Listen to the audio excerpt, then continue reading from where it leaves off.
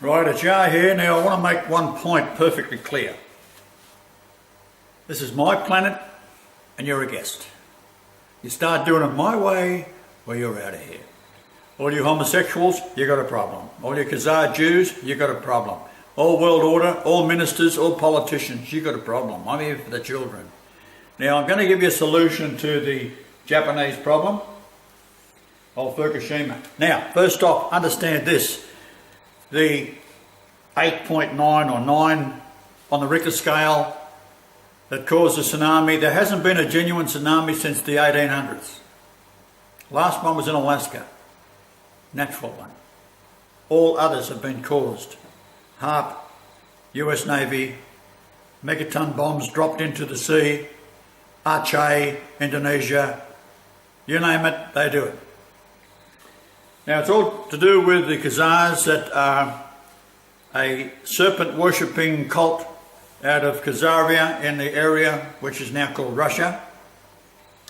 And the Russians did the right thing, they put the run on them, but they ended up in Poland. A lot of people in Poland are a mixture with the Khazar blood. They are Mongolian, Turkish Orientals. Now,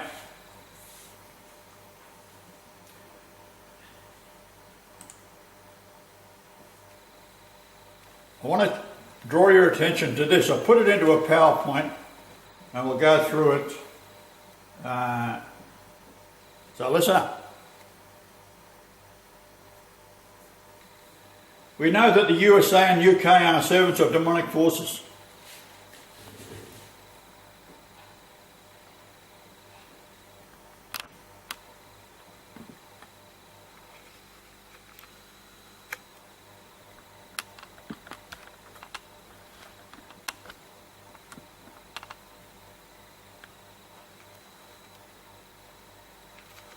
I'll read it, you watch it.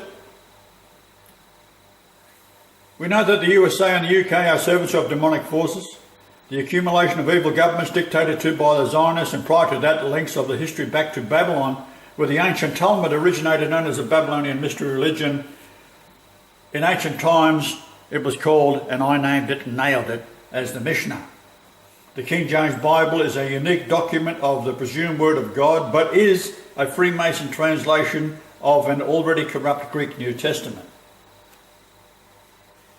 Now, the study of evil in governments is called political penorology, a science of the nature of evil adjusted for political purposes equals the Khazaria. This is an area, you could say, in Central Asiatic Russia area, European on one side, China on the other, and there's a pentagram. Where is it? The many eyes randomly searching Google Earth located the pentagram. It is no accident. It was purposely chosen by some political body, but whom? What do we see close by? Now, you can see here a compass and a square. That this, you can measure from this point to that point to that point, and the compass and square is what? The dogs that work for the Khazars, the Freemasons. So there's your pentagram up close.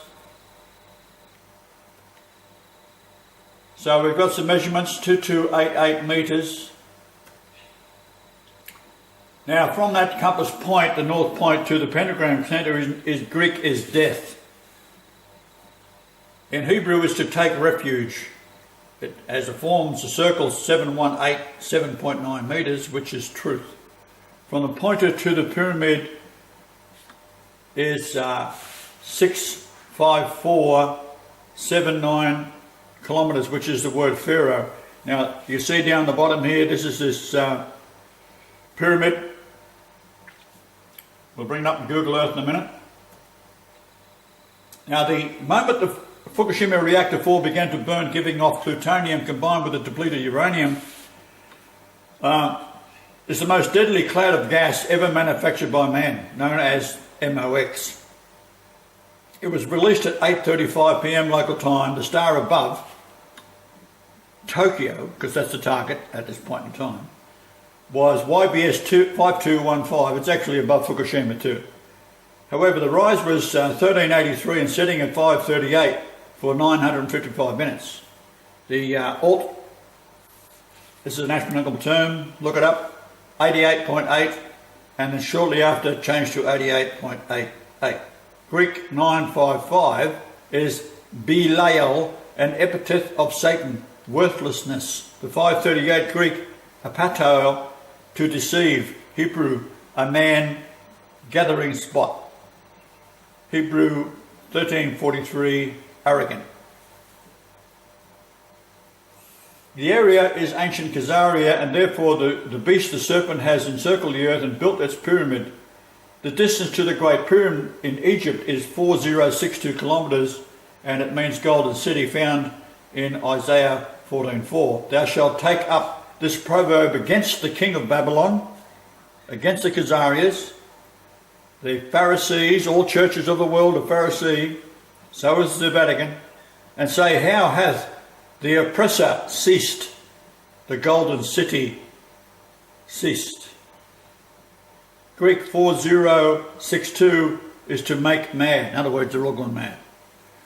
From the city pyramid to my rebirth location is 12226, which in Hebrew is gold. So what are the Khazars? The Khazars were a pagan civilization. In short, a period in history became the largest and most powerful kingdom in Europe, and possibly the wealthiest also. They brought with them their religious worship, that was a mix of phallic worship and other forms of adulterous worship practiced in Asia by other pagan nations. This form of pagan worship continued into the 7th century with vile forms of sexual excess and lewd indulgences by the Khazars as part of their religious beliefs. Now, at the moment, in Germany, the little children are given, at kindergarten, are given pamphlets to take home to the parents, showing the parents how to masturbate their babies. That's a fact, I was there. This form of worship produced to a large degree a moral degeneracy that the Khazarian king himself could no longer endure. In the 7th century, King Balan, the ruler of the time, decided to end the practice of phallic worship and all other forms of adulterous worship and blah, blah, blah. It goes on. Now, let's get to Japan. Quake sinks Japan, April auto sales. Well, I would think so.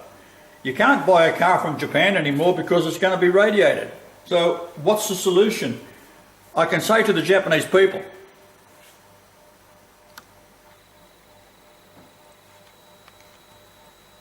let me talk to the Japanese people for a minute.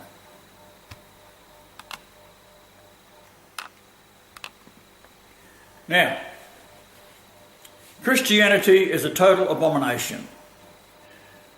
Not one Christian church on this planet is talking about me, and I've been telling them for 30 years. Except for Pope Benedict XVI, who was the head of the largest abomination on earth, which is now totally controlled by the Jews, and the Khazars, and of course, Jesuits. Now, the Jesuits have an oath. So here's the Pope of the largest church in the world, and he swears this oath. And what it is that he will take a knife and rip open the belly of a pregnant woman and pull out the child and take it by the heels and smash its head against a wall. That is just one of the oaths. Now, if you're a Japanese person, you've got no chance. Now, they regard you as being an animal with hands put on the earth to serve them. However, you're too clever. This is the problem. You people are very, very industrious. So, give you the idea and you'll run with it. It's like the Chinamen. Chinamen are very, very intelligent. So what happens is the English and the Australians and Americans and Germans invent things, give it to the Chinamen, they build it. Right? So now the shoe is on the other foot.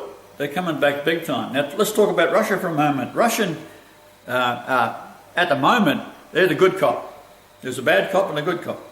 The Russian sickle and hammer never loses because they'll smash. Then they come back and with a sickle. Then they smash. They come back with a sickle. So whatever it is, they're going back and forth, back and forth. Now Putin appears to be doing the right thing. Is he? He knows about me and he's not saying anything.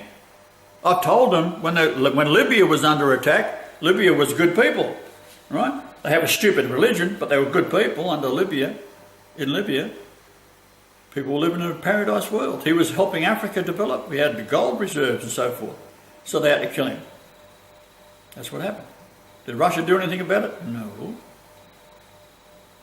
Not at all. Why? They're all part of it. Iran. They say, oh, we've got to stop Iran getting a bomb. Why? Israel's got hundreds of them. America's got thousands of them. And Russia's got thousands of them. What's good bombs to you? Iran could press a button and take out Israel with 600 missiles, conventional weapons, far more dangerous and pinpoint accuracy and spread over a larger area than one atomic weapon, which they couldn't get onto a 747, get there anyhow because they'd be shot down. They're watched continually. But when the rockets launch, you can't stop them. So Iran is just as guilty as the USA. Now let's look at Japan. Japan, I want you to wake up.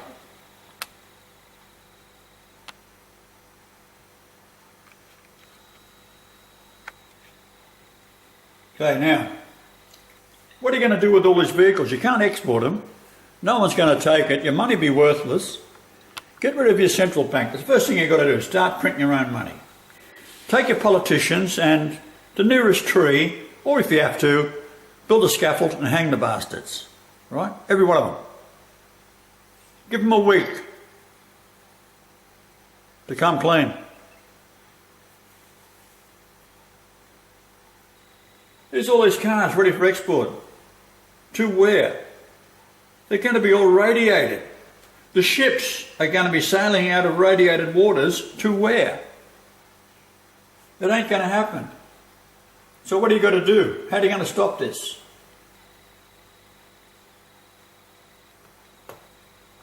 You're making vehicles at a high rate, and of course you're not doing it to the rate you were, because you can't get rid of the cars. Wake up to reality. What you do is you keep on producing this type of shell of vehicles, right? And then you can fly them with helicopters as high as you have to go, or with planes as high as you have to go, and with pinpoint accuracy you can drop them all on Fukushima. What'll that do? That'll fill up the area with steel frames that can then take the old vehicles from, I'll read this first, of crushed cars in metre blocks forming a shell. So there's the old cars, the ones you've already got. You can't sell them, they're going to be radiated. Crush them all up, right? Make them into metre square blocks, or whatever size is convenient in the crusher. And then drop those and fill the entire area of Fukushima up with a quarter of a kilometre around the perimeter, and build a pyramid over it of crushed vehicles. Then you've got ore coming in from Australia. You can then take the ore and do the same thing. It can be crushed up into powder. You've got the crushers. You can order it crushed up from Australia. And when it gets there, you can take the ore and you can fire it with an electron gun, or you can do a catapult type deal with a magnetic field and fling them from outside the radiation zone off the ships, if you have to, straight onto and build up a layer of iron ore. Now the iron ore comes from Australia. It's about 60 to 70% pure iron ore. It's highly magnetic if you want to use it that way. So you can run it through a magnetic field and then fire it onto the Fukushima area and build a shell up 100 metres thick. It ain't that big a deal. You Japanese are very clever. You can work out how to do it. And stop bowing to each other and honour each other, because that's bullshit. Just get the job done. Now, in my usual research, I calculated start positions, the ages of the evil perpetrators and so on. These have vanished off the YouTube along with 3,000 videos. You'd have to ask why. It's all to do with the Talmudic chosen people, right? They have chosen themselves when they are actually have nothing to do whatsoever. No relative of the present day Jews have ever set foot in the Holy Lands. Even the people that say they are Semitic Jews is highly doubtful.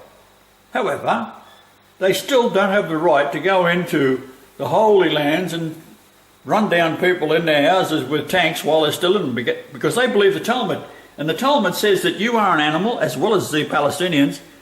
You are animals with hands. Well, I can assure you, this is my planet, and it's coming to an end, right? Unless you do it my way, you are out of here. Now, I'll go over and we'll look at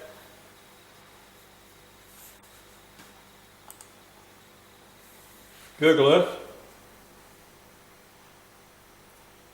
and I'll show you the Palace of Peace. Now, it's around here somewhere, right there. So we're going in and we'll look at that.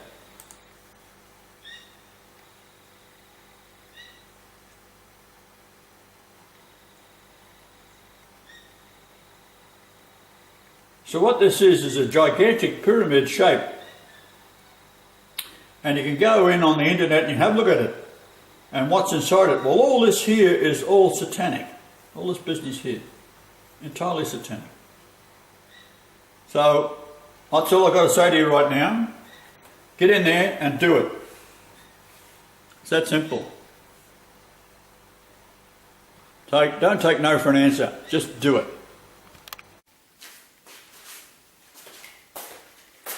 Now,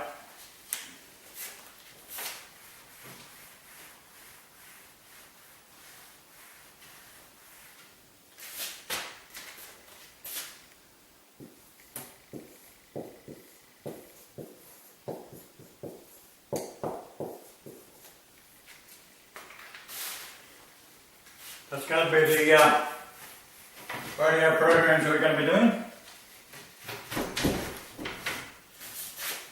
Fukushima.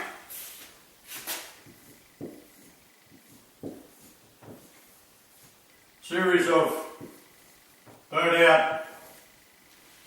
There's your ocean down here.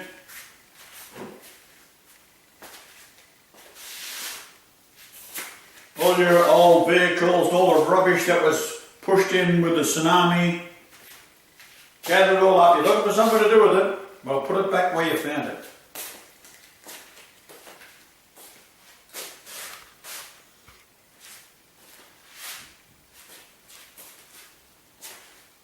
It's not a big deal to build a mountain of rubbish of old cars,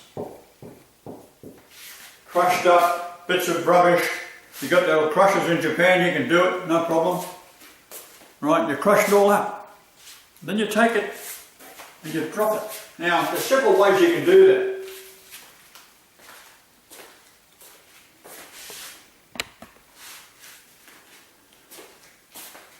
You can do it with the helicopters.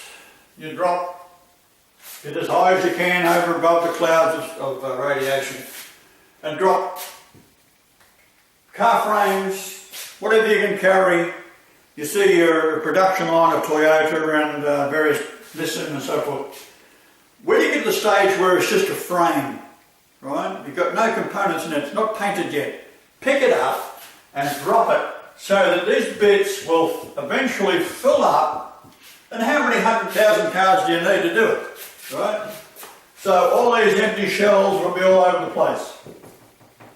Next step, what you want to do is take the material you've got coming in from your crushers, all your old wrecks that are in your salvage yards, crush them up into steel blocks, and those crushed up blocks might be 1 metre by 600 by 600.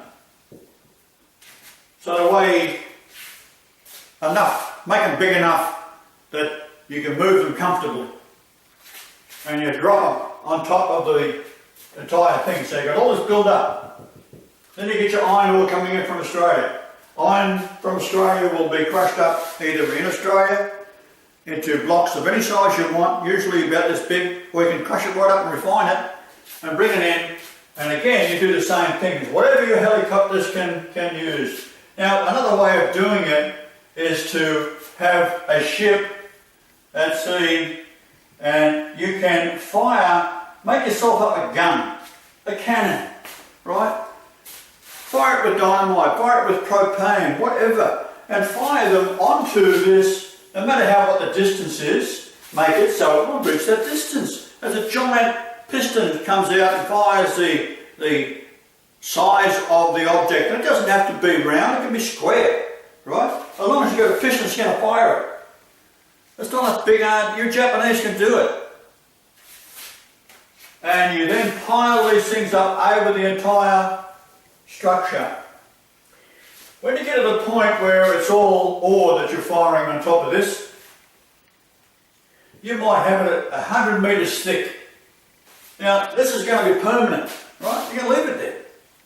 And the ore on the outside will solidify and the water will all come together and it will rust and form a big shell. Then, you've got the water coming down from the mountains and the aquifer, right?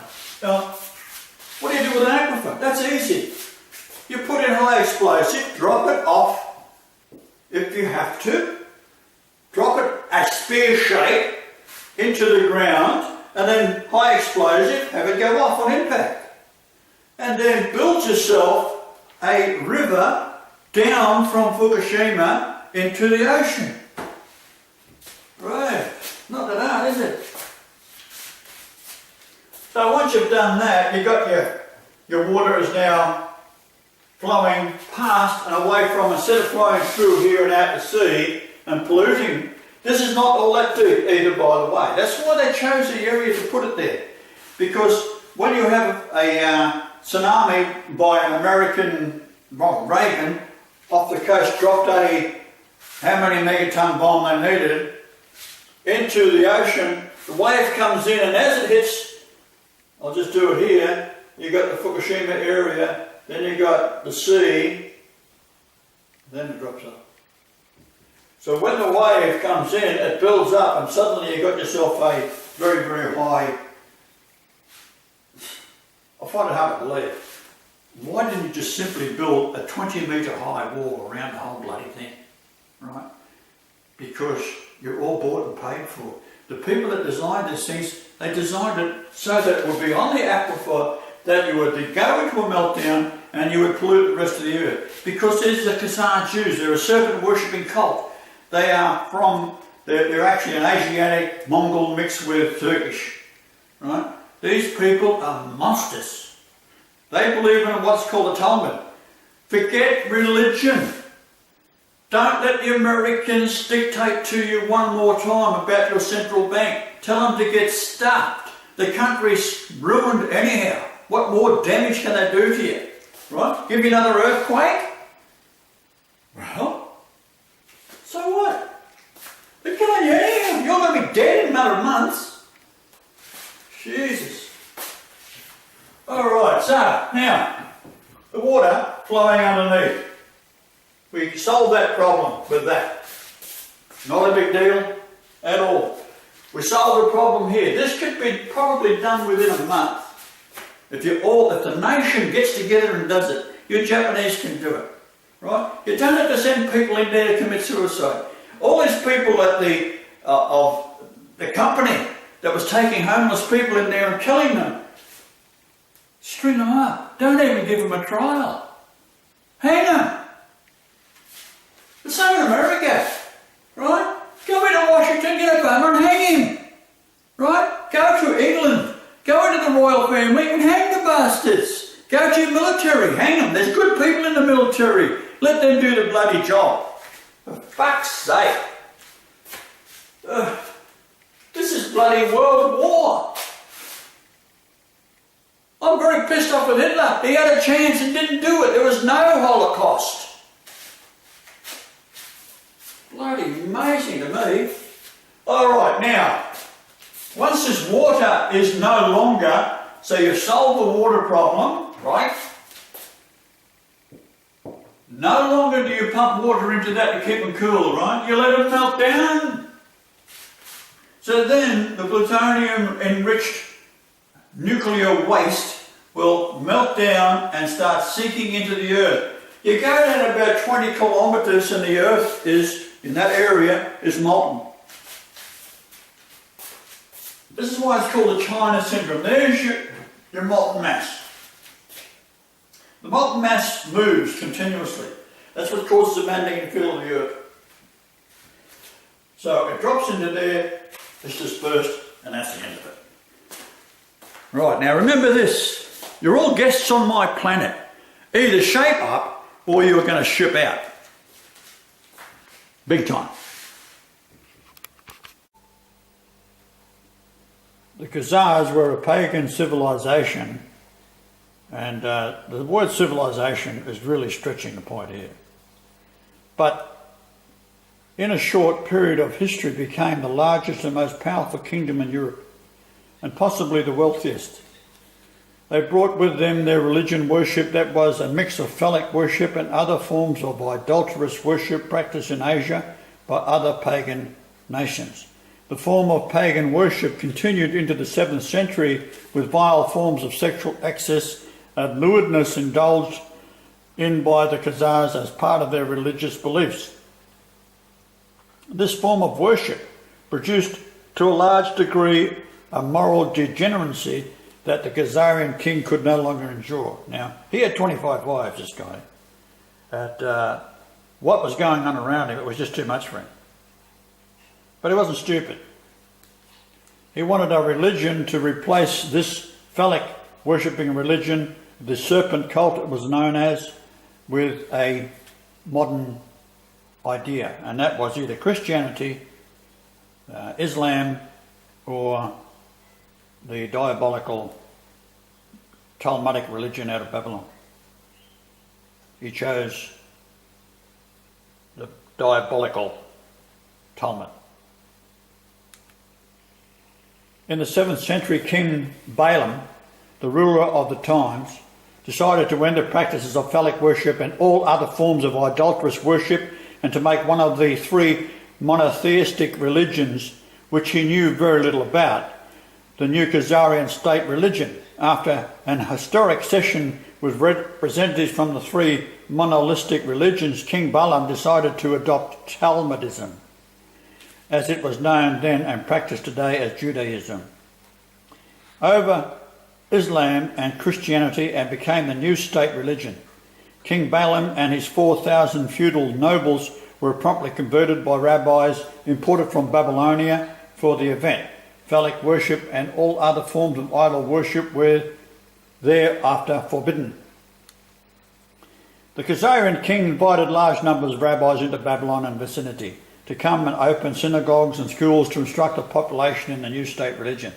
After the mass conversion of the king and his empire, none other than the so-called or self-styled Jew could occupy the Khazarian throne. The empire became a virtual theocracy, with the religious leaders being the civil administration as well. During the time, the Talmud was adopted to or altered to protect their state religion from any other outside religious influence and to prevent a return to previous vile worship styles. In fact, they've just replaced one vile style with a secret vile style. The ideologies of the Talmud became the axis of political, cultural, economic and social attitudes and activities throughout the Khazarian kingdom. The Talmud provided civil and religious law when the Khazars, that's for the masses, when the Khazar in the 1st century BC invaded Eastern Europe, their mother tongue was an Asiatic language referred to in the Jewish encyclopedia as the Khazar languages. They were primitive Asiatic dialects without any written alphabet or any written form. That's why everything was memorized. When King Balaam was converted in the 7th century, he decreed that the Hebrew characters that he saw in the Talmud and other Hebrew documents was thereupon to become the alphabet for the Khazarian language. The Hebrew characters were adopted by the phonetics of the spoken Khazar language. The Khazars adopted the characters in order to provide a means for a written record of their speech. In other words, they've taken a sacred Hebrew and of God and turned it into an abomination. The present-day languages of the Khazar is known as Yiddish. The Khazars adopted forms to their requirements from the German, the Baltic and Slavic languages. The Khazars adopted a great number of words from the German language. The Germans had a much more advanced civilization than their neighbours, the Khazars, so the Khazars sent their children to German schools and higher learning institutions. The Yiddish is not a German dialect, so this is the first stage of their infiltration into the West. Many are led to believe that Yiddish must be German since it shares so much with the German language. The Khazars must have spoken some language that they invaded when they invaded Europe. What was the language that the Khazars spoke for over 1,000 years? When did they discard it? How did an entire population discard one language for another all of a sudden? Yiddish must not be confused with Hebrew because they both use the same characters in their alphabets. There is not one word of Yiddish in ancient Hebrew, nor was there any word of ancient Hebrew in Yiddish. During the 10th, 11th, 12th and 13th centuries, the rapidly expanding Russian nation gradually swallowed up the Khazarian kingdom. After the fall of the Khazarian kingdom, people were known as the Yiddish in Russia and Eastern Europe. They still, to this day, refer to themselves as Yiddish. The year was 986 AD. The ruler of Russia, Vladimir III, became a convert to Christianity in order to marry a Catholic Slavonic princess of a neighbouring sovereign state. Vladimir made his newly acquired Christian faith the state religion of Russia, replacing the pagan worship formerly practiced since Russia was founded in 820 AD. Vladimir III and his successors as rulers of Russia attempted in vain to convert his so-called or self-styled Jews, now Russian subjects, to Russian state religion Christianity. These Khazarian Jews in Russia refused and resisted Christianity vigorously. They refused to adopt the Russian alphabet in place of Hebrew characters, using and writing their Yiddish language. They opposed ever attempting to bring about their assimilation of the former Khazarian kingdom into the Russian nation. After the last of the final blow from the Russians, the Khazarian king and his 25 wives, all of royal blood, and 60 concubines immigrated to Spain with many families members, and some went to Hungary and Poland, but the masses of the people stayed in their native country. I was recently with Ash in Poland, and they are got to be the dumbest people I've ever come across. They are heavily mixed in with the Khazarian Jews. Jews of our era fall into two main categories: the Ashkenazian Jew common, whom in 1960 numbered about 11 million. That's an exaggeration. The term Ashkenazian Jew is associated with Germany, Hungary and Poland, which share culture and borders with the Khazarian Empire and received a large migration of Yiddish people from the disintegrating Khazarian kingdom. The Sephardian Jews, who number about 500,000 in 1960 and are the descendants of the Spanish Jews that were expelled from Spain by the Muslims in 1492. Roosevelt was one of them. His family came from there, so that's why during the war the entire the entire Jewish reign of terror was able, in the hands of the men that were in charge of Britain. Churchill, for example, and his offspring, his generals and so forth, were heavily influenced by it, but Roosevelt and so forth, Rothschilds, you name it. Now, are you wondering the same as I am, just who are the majority of these people who are now living in modern day Israel? Well, it looks like as though 90%, it's actually 98% of them are probably descendants of the great Khazars and never were descended of Abraham. This is written by Fred Miller. Jews have been kicked out of 80 nations. So if you are a Jew, why? Child sacrifice of children is Christian children. In fact, 300,000 a year go missing. And it was admitted by a Jew on radio in the USA how they have been taking over the world through the central banks, and the child sacrifice is common. The bodies of the children who have been terrified then bled to death because the endorphins of terror get into their blood. The same as the Koreans that take a beautiful dog and beat it to death and then eat the dog. This has got to stop.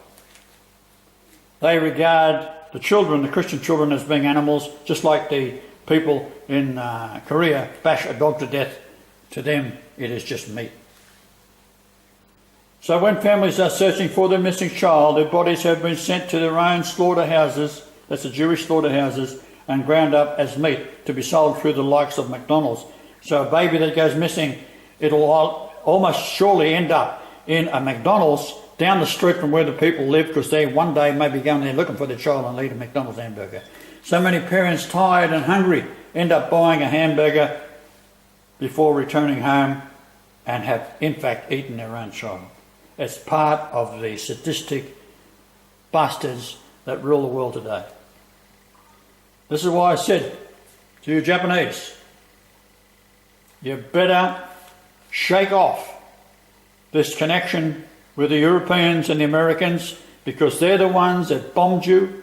They got you to pay for Fukushima. They have installed the most ridiculous design. They're actually, the designs of these units are of the submarines that they used, and that is why they put the rods that are spent above 6 floors up. One shake, one tsunami, and then of course you don't build a wall to protect from a tsunami, because it's okay to spend billions on these reactors, but not a couple of $100,000 or $1 million or so on building a wall to protect them that may be less than half a kilometre long. Make it 11 metres high, 12 metres high, 20 metres high, and 8 metres thick at the base, and you wouldn't have a problem, but you're all too stupid. I told you how to fix it. There's all your cars, you can't sell them, they're all going to be full of radiation soon. Where are they going to go to? The ships will be going through radiated waters, and do you think that any port in the world is going to allow them to dock and land? Or can they come back again with goods from Australia or from the United States? Right? They've got to go through polluted waters. So take all these frames, just as they are, don't do nothing more with them, they're very light.